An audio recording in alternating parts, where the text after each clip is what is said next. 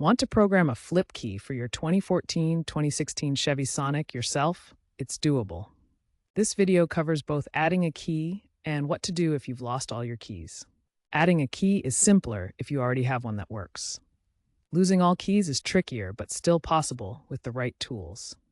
We'll focus on how to synchronize the key's transponder chip with your car's body control module, BCM, and immobilizer system. Keep in mind, DIY attempts should only be performed on vehicles you own to avoid legal issues.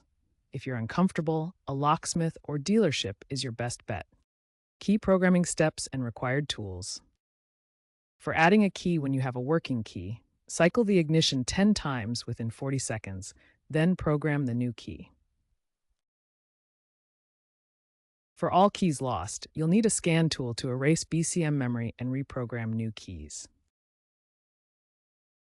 Essential tools include an OBD2 scanner like Autel MaxiSys or Foxwell NT510, and blank flip keys. You might also need a Tech 2 clone for more advanced BCM access. Safety first. Ensure your car battery is fully charged. Note, programming won't work on stolen vehicles, and incorrect code entry can lock your car. Verify key compatibility. Use Sonic-specific keys, not universal GM keys.